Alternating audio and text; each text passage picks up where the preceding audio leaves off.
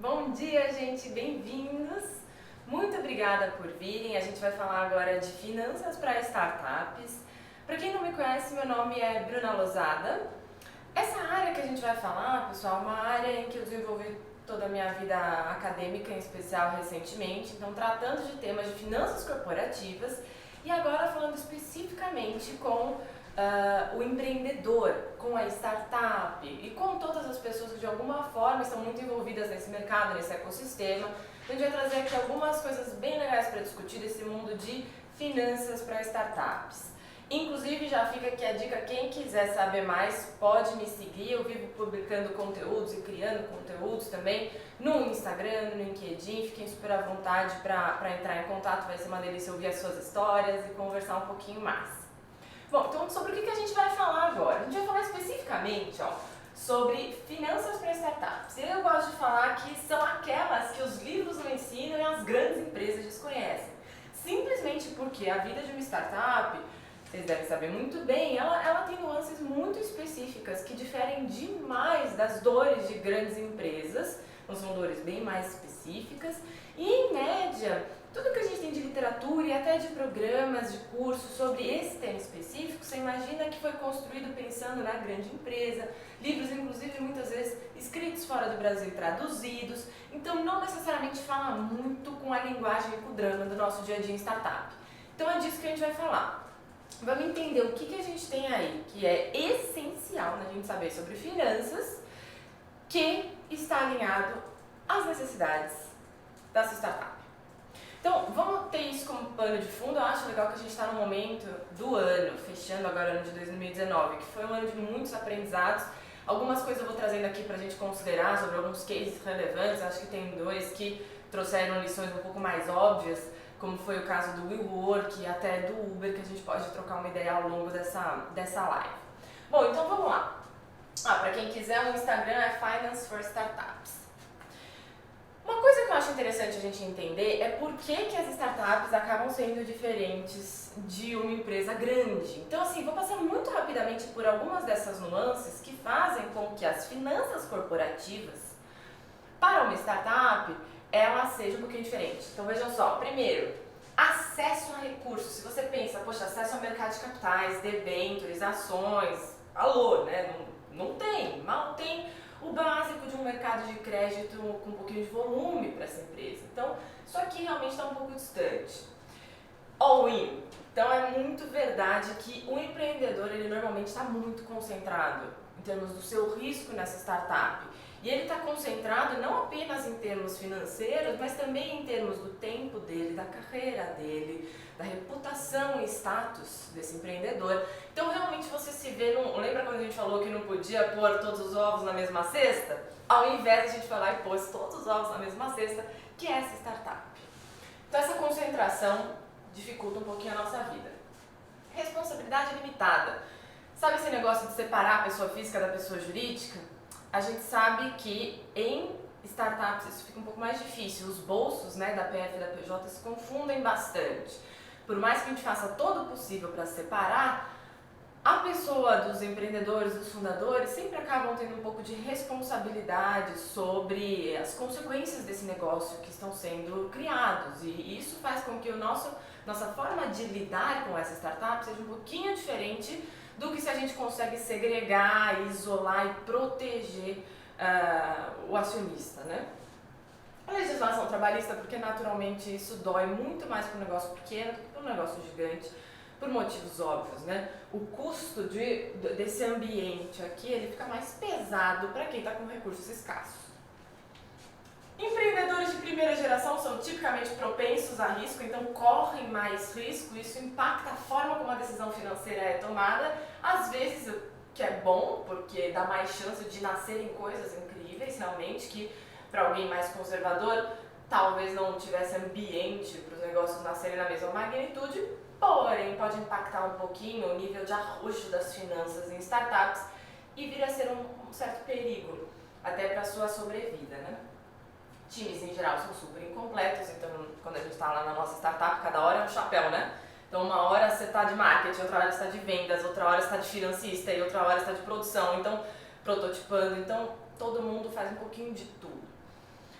Custos de capital, taxas de juros são naturalmente mais elevados porque tem mais risco associado a esse empreendimento. E uma coisa que a gente não pode negligenciar, pessoal, são os dramas do dia a dia. Eu costumo falar que esse é o mais denso dos pontos que a gente tem que prestar atenção, porque às vezes você se vê numa startup que tem uma cap table, que a gente chama, né? Então tem vários investidores, forma um grupo de, às vezes, mais de dezena de investidores, e aí você tem que gerenciar esse drama, né? Essa relação, quase que essa grande família, né? E isso dificulta a vida do empreendedor, que às vezes não tem o mesmo tempo para focar e fazer o negócio acontecer. Então, tudo que a gente puder fazer para essa parte mais quali, né? Para essa parte de relacionamento ser mais harmônica e preferencialmente juntar dentro de casa pessoas com os mesmos interesses em termos de remuneração, em termos de horizonte de tempo, isso ajuda muito a minimizar os nossos dramas do dia a dia.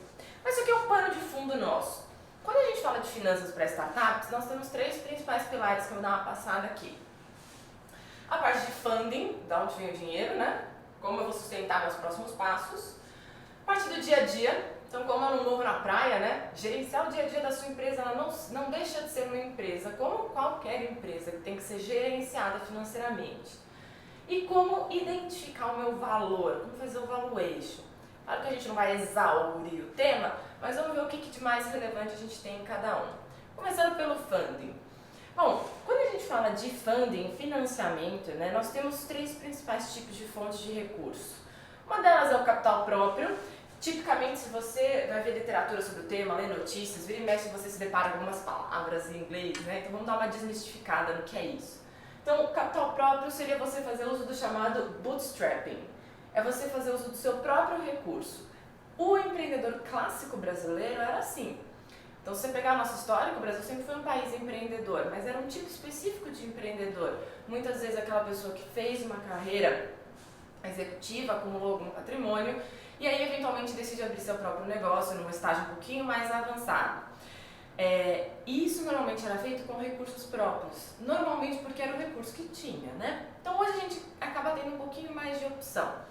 Ainda assim, fica a dica aqui, se você olha o seu negócio, você tem nele uma razoável segurança de que vai dar certo, de que vai gerar caixa, e não é só fé, tá? Um bom entendimento sobre a dinâmica do mercado. Pode ser uma boa financiar seu negócio por bootstrapping, porque você mantém controle e você minimiza aqueles dramas que eu mencionei com o dia a dia, né? Na sequência, crédito. Isso envolve juros. Recentemente, pagamento de juros, né? Recentemente eu me deparei com um site que eu acho sempre legal compartilhar com quem está nesse mercado, que é o guiabdi.com.br. Esse aqui, ó, www.guiabdi.com.br. Lá você consegue encontrar umas linhas de fomento até federais que tem algum tipo de subsídio, algum tipo de incentivo para startups, para inovação. Em especial, se você tem um bom componente de inovação, tem coisa muito legal que você pode dar uma olhada lá. Além de outras várias linhas. O que é importante a gente saber sobre esse tipo de dinheiro? Você vai ter que pagar juros, ok? Mas mais do que isso, você vai ter que devolver o principal. Então, recorrer a empréstimo pode ser uma ótima forma de financiar seu negócio quando você já tem segurança de geração de fluxo de caixa mínimo para pagar esse empréstimo, porque ele vai ter de ser pago. Então, se não, pessoal, se você ainda está num cenário muito incerto, a gente vai recorrer para a terceira opção, que é onde você vai pegar um dinheiro que não tem assim uma data para vencer tão definida, cobrando juros, que você vai ter que restituir o banco, senão pode, de repente, determinar o fim da sua empresa se você não honra essas suas obrigações. Então, pegar o dinheiro certo é a chave de sucesso. E aí a gente recorreu ao chamado tipo de private equity, que seriam investidores, entre vários, né? Se eu falar dos investidores anjo, fundos de venture capital, que se interessam, né? Que são chamados investidores de capital de risco, né? Se interessam em ativos que têm um componente maior de inovação e risco, como é o caso da startup, aceitam receber em um tempo maior, porque acreditam nessa possível exponencialidade do ganho. Então, esse mercado está crescendo hoje no Brasil. Eu gosto sempre de mencionar, tem um negócio que a gente fala que é assim, o que vem antes no mercado? Startups de sucesso ou financiamento para startup? Porque muitas vezes você pergunta para o empreendedor vai falar assim, poxa, eu não tenho dinheiro para financiar a minha ideia. Incrível. E aí você vai para quem tem o dinheiro, para o detentor do capital, para os fundos, aí os fundos falam assim, poxa, mas não tem empreendedor com ideias incríveis para financiar. Aí você fala, poxa vida, né, como pode, né, os dois lados sentindo uma carência. Em algum momento dá uma faísca e esse ciclo começa a rodar. E a gente está hoje num momento importante para o Brasil nesse ciclo, eu vou falar por quê. Bom, como que o ciclo funciona? Primeiro, na ausência de funding,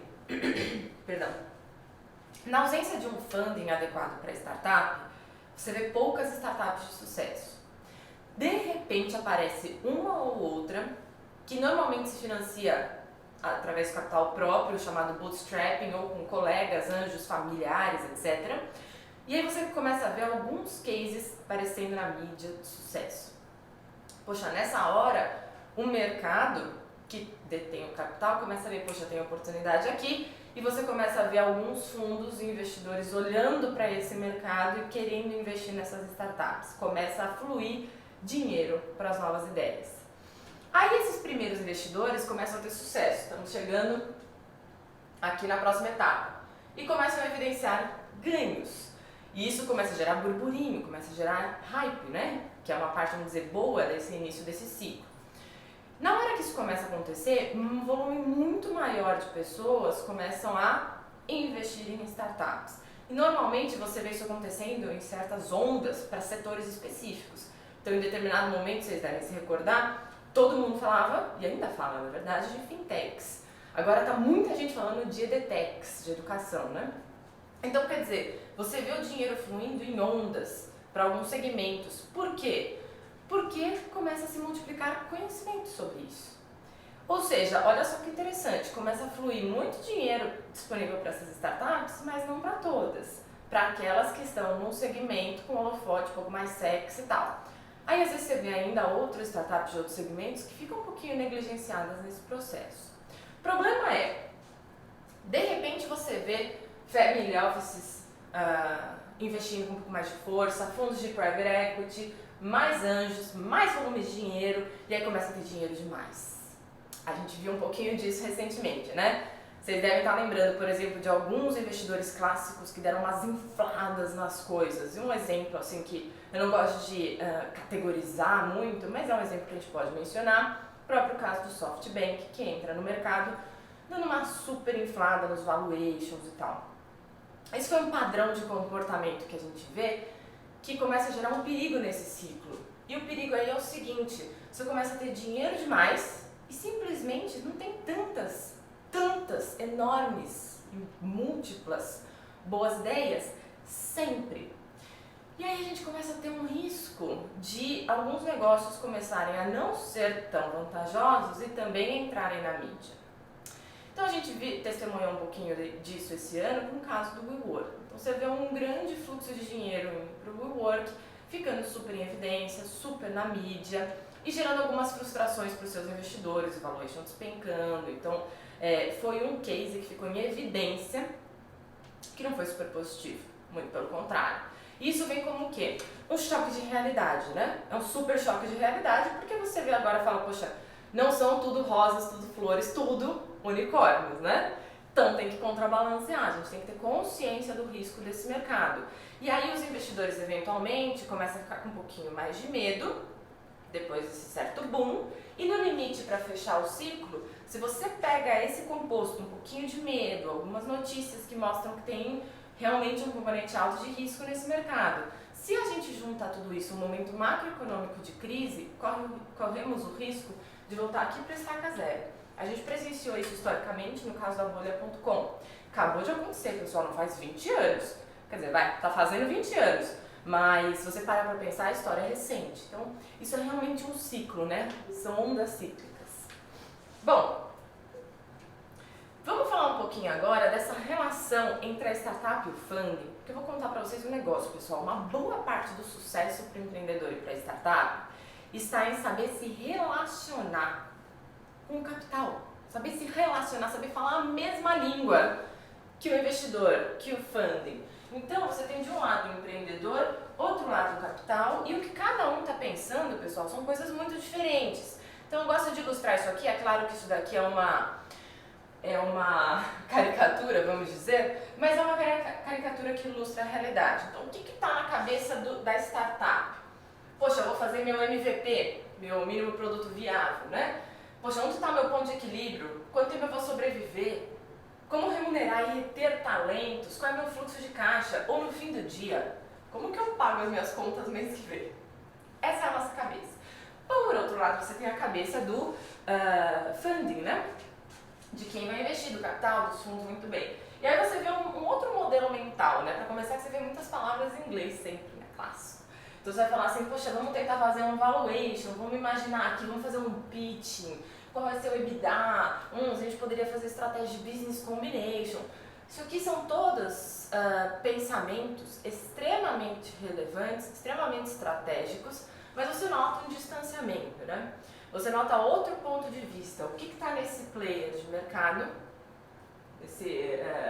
desse ponto de vista que está enxergando, poxa, qual vai ser a minha estratégia de saída lá na frente, aonde está a geração de valor e o que está aqui muito mais fazendo o negócio acontecer no dia a dia. Então, o que a gente pode fazer para facilitar bons casamentos aqui é tentar alinhar a linguagem e as preocupações, né? Todo mundo falando a mesma língua. Bom, então, o que é importante a gente saber nesse sentido? O importante da gente saber... Opa, perdão, aqui passou uma, pessoal. O importante a gente saber é o seguinte, nós temos diferentes estágios de vida na nossa startup. A gente vai desde uma prototipação, idealização do modelo de negócio. Então, vê se aqui tem negócio. Esse estágio, eu acho ele absolutamente importante da gente segregar do próximo. Tem uma coisa que é a validação do seu modelo do business. Qual é o meu negócio? Quem é meu cliente? Será que eu tenho produto? Será que eu tenho mercado disposto a pagar por esse produto? E será que essa minha conta toda para em pé? Isso é a validação do nosso modelo de negócio. O próximo passo, que é outro passo, é a validação do modelo de crescimento. Então, uma coisa é validar se você tem um modelo de negócio, se você tem produto, cliente que se conversa e funciona. Outra coisa é você ver como você vai crescer, de uma forma que não seja queimando dinheiro, simplesmente. Então, a gente testemunhou, por exemplo, no caso do WeWork, foi um processo em que essa validação de modelo de negócio e de crescimento não estava bem azeitada. Então, você vê muito dinheiro sendo injetado no modelo de crescimento, só que aí, pessoal, não para em pé, não funciona. Tem uma frase que ficou célebre, talvez alguns de vocês conheçam, que vem o caixa rei. Deixa eu te contar a frase inteira. A frase inteira é assim: receita é vaidade, lucro é sanidade e o caixa é rei. Tem muita profundidade nessa frase, mas em linhas gerais ela vai dizer o seguinte: o que paga a conta no fim do dia é caixa. Então por isso que o caixa é rei. Sempre foi, sempre será, tem que gerar caixa. Talvez não hoje, talvez não amanhã, mas em algum dia eu tenho que gerar caixa. Primeira parte, receita é vaidade. O que significa isso? Todo mundo gosta de pensar em ser maior. A gente quer ser maior, a gente quer ser mais famoso, a gente quer ser mais conhecido. Só que ser mais nesse sentido de crescimento pode ser simplesmente uma vaidade e perigosa, que a gente queima dinheiro querendo crescer de uma estratégia em que o modelo de crescimento não está bem formatado. Então, esse aqui acho que foi uma lição importante do caso WeWork aí pra gente. Tem só um segundinho. Bom, aí depois que a gente valida o modelo de crescimento, aí eu já vejo, poxa, eu sei crescer, eu sei como crescer, eu sei de que forma investir para crescer. Aí eu tenho que injetar dinheiro, né, botar combustível e aí sim crescer. Se tudo correr bem, sucesso. Posso pedir uma gentileza? Não está funcionando essa tomadinha aqui. Obrigada. Bom, e ao longo de todo esse processo a gente tem que pensar o que é um dinheiro bom e o que é um dinheiro ruim. Essa noção de good money, bad money. Para quem quiser saber mais sobre isso, fica aí uma indicação de um livro. Ele já tem alguns anos, mas maravilhoso, do professor Clayton Christensen de Harvard, que é o dilema da inovação. Então o que ele fala é, tem dinheiro bom e tem dinheiro ruim. E cada dinheiro que você pega em cada estágio desse tem que saber o que esperar de você. Então Então, o que você quer aqui no começo? É um dinheiro que compreenda que você ainda nem tem um produto validado. Então, o retorno vai demorar para vir. O dinheiro que vem já no crescimento, no desafio da distribuição, tem que ser um dinheiro em grande volume para startups. Tudo foi bem feito e bem formatado, chegou a hora de crescer. Então, entender o que é um dinheiro bom é importante para a startup e pegar o dinheiro certo, que vai vir com as suas amarras corretas. Lembram dos dramas do dia a dia? Pega um dinheiro com investidores que queiram e entendam o seu momento e vão ter a compreensão de que o retorno vai vir num tempo X, Y e não antes ou não depois. Coisas a se pensar em todos os estágios aí. Quanto mais você avança, maior é o volume e opções de funding que você tem. É sempre assim, né? Quando a gente está aqui, que é quando a gente mais precisa, naturalmente é mais escasso, você tem menos opções. O custo do funding tende a ser mais caro aqui para frente. Claro, você tem mais risco quando você está muito nascendo. E muitas vezes esse mais caro vem através da chamada entrega de participação. Não necessariamente o dinheiro vai te cobrar uma taxa de juros, mas esse dinheiro muitas vezes vai abocanhar uma parte muito grande do seu controle.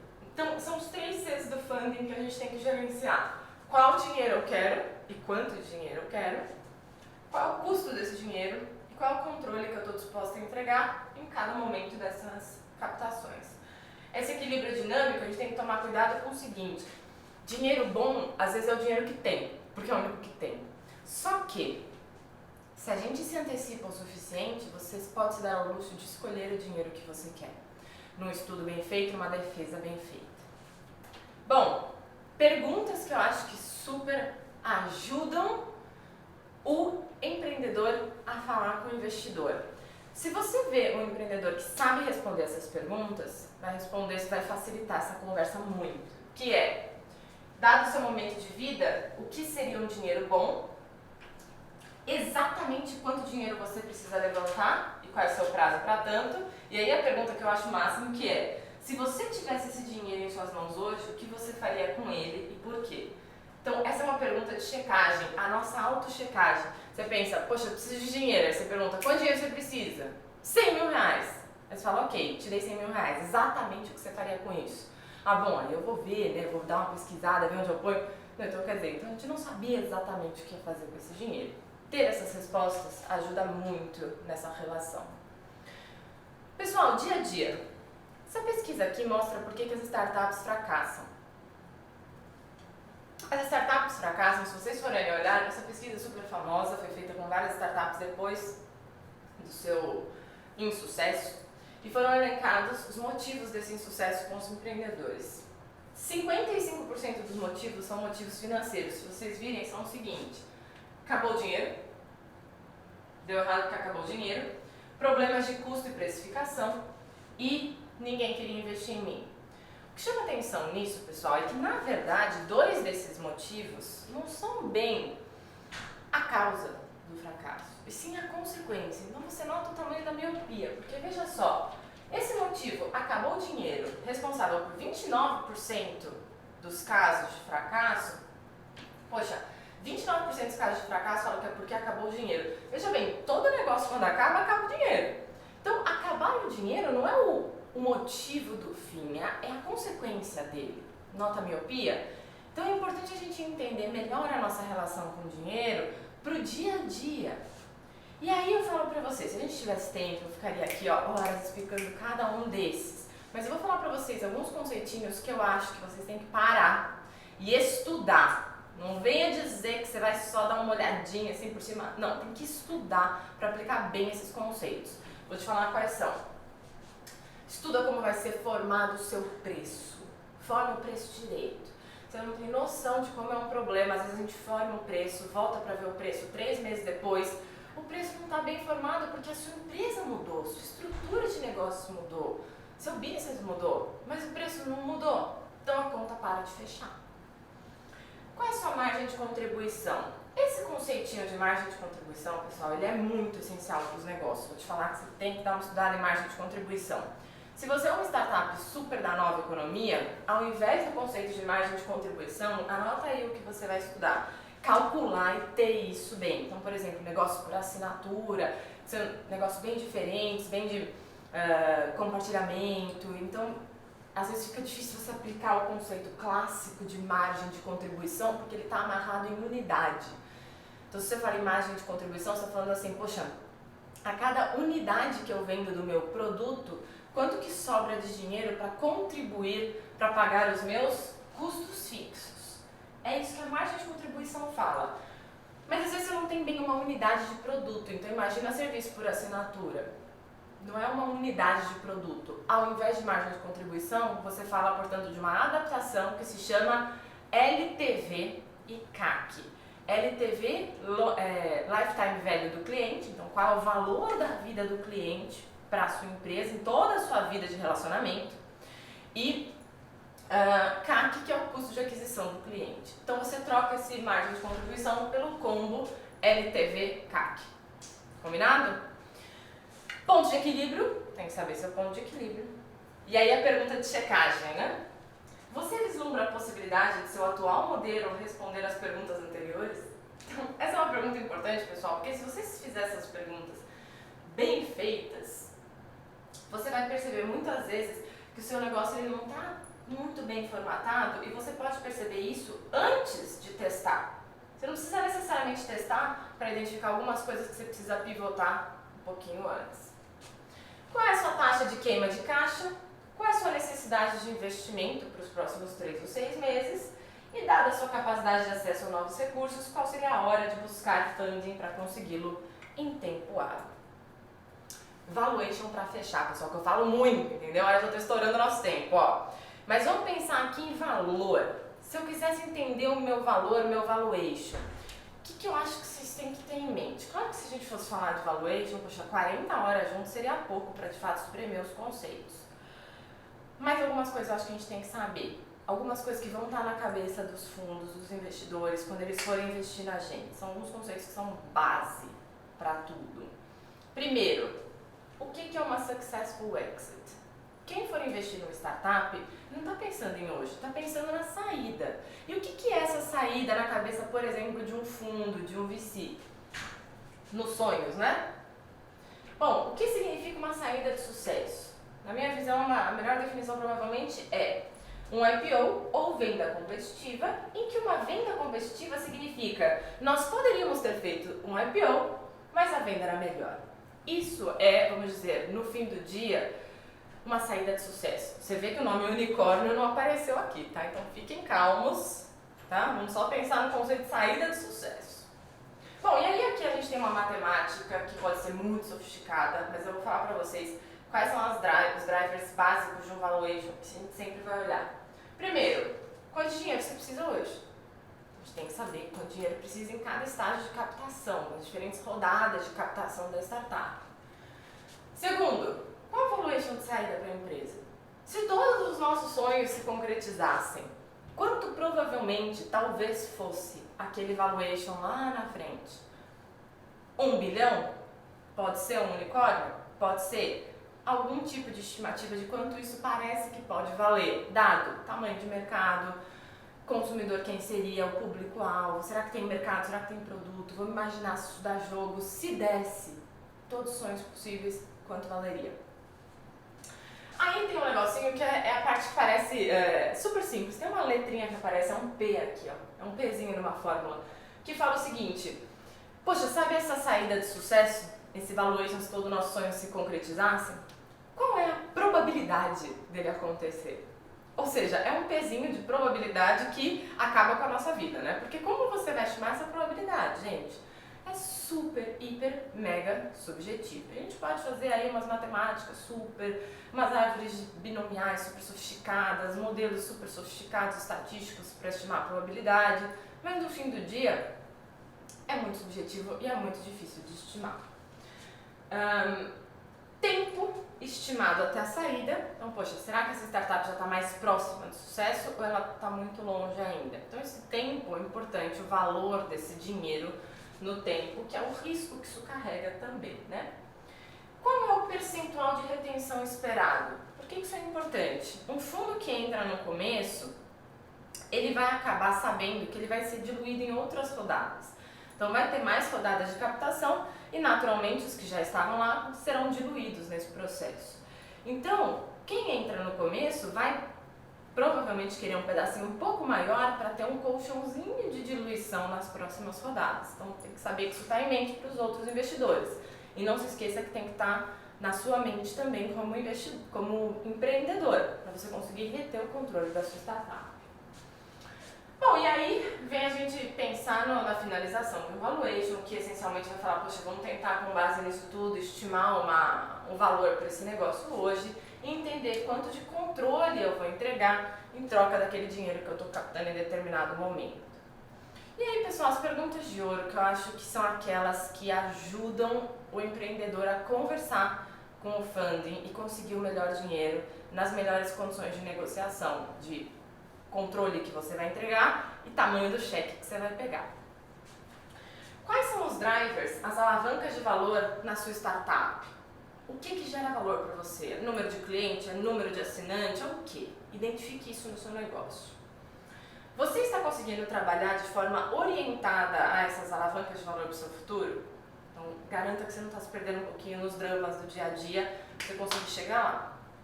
E principalmente, pessoal, valor. Só tem valor nesse mercado, lamentavelmente, se todo mundo concordar com a gente. Então, se só a gente acreditar no nosso valor, por mais valioso que seja, não é suficiente. Todos, ou pelo menos alguns outros, precisam concordar que tem valor.